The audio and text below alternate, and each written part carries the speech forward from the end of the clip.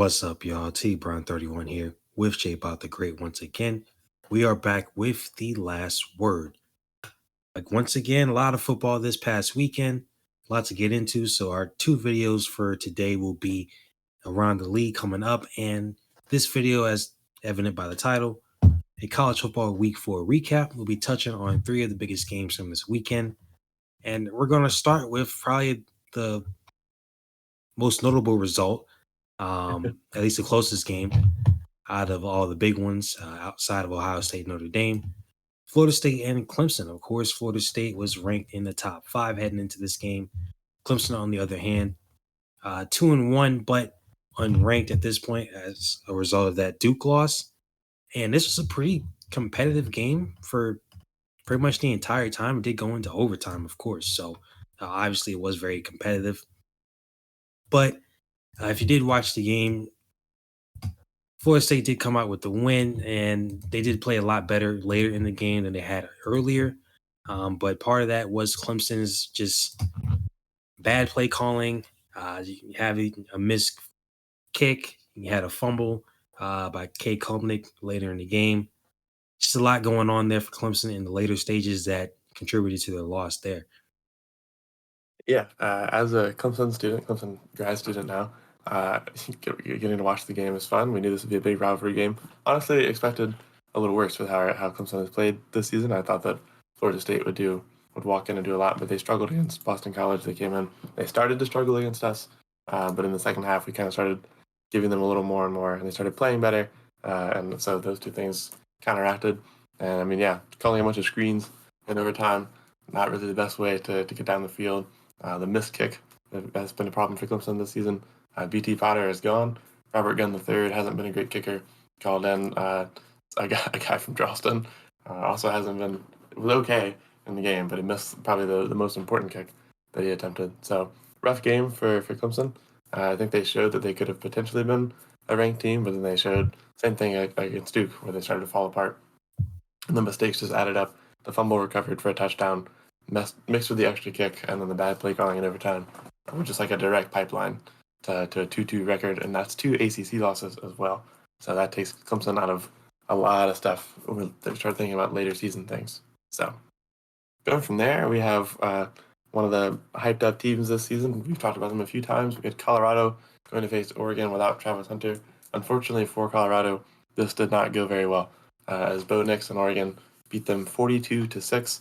The game got away from the Buffaloes extremely quickly, and they were not really able to look back and get back in it. Oregon just kind of kept scoring, and Colorado kept giving the ball back. Punt, punt, punt, punt, punt. It was just bad. And could not get anything moving.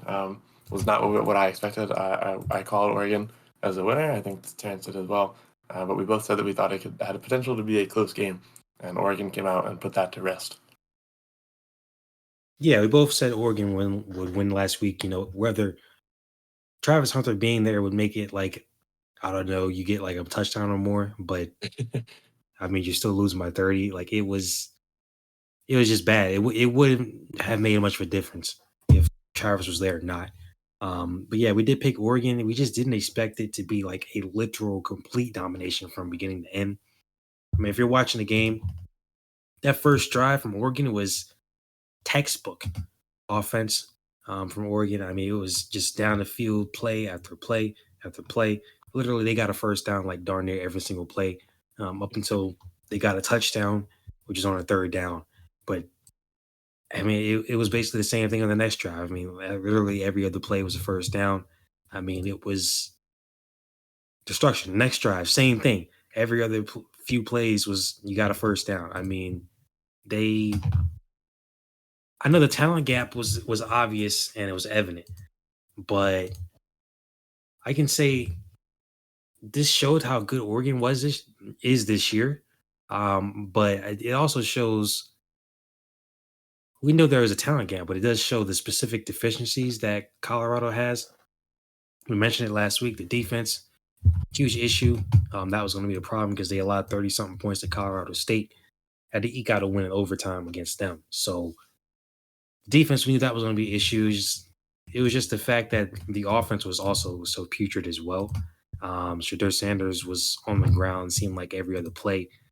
He was running for his life pretty much. So we know how good Oregon is. We know how good they are now, especially the coach definitely made sure that we knew it.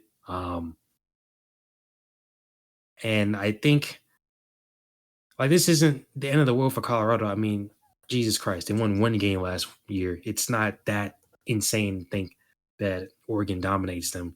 And USC, they play them this week as well. So, probably going to see something similar.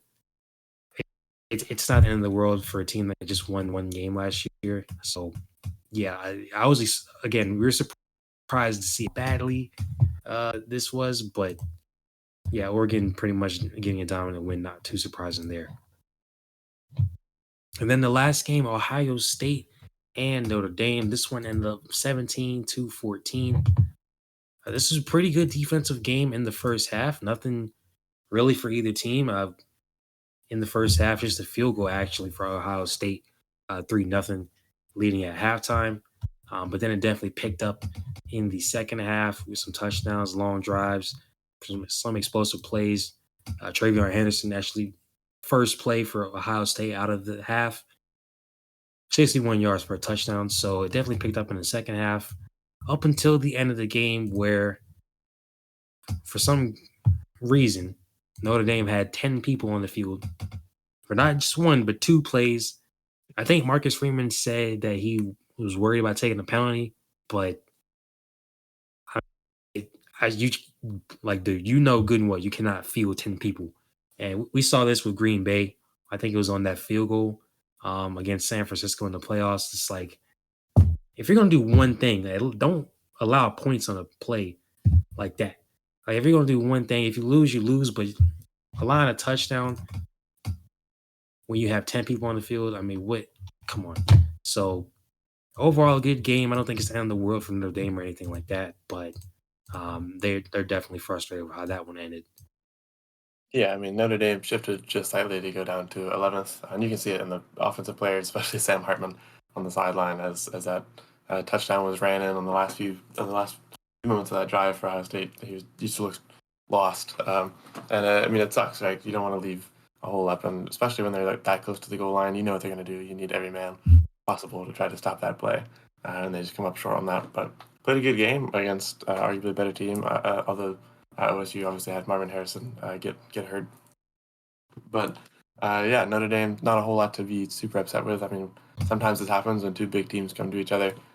Instead of having a giant shootout, they end up coming together and having a defensive struggle, and that's what happened in this one. And Notre Dame just kind of ended up on the wrong end of it with one little blunder at the end. 2 plays in a row is rough, but that was what it was. They'll stay up to be 11th though, and probably have high hopes for the rest of the season.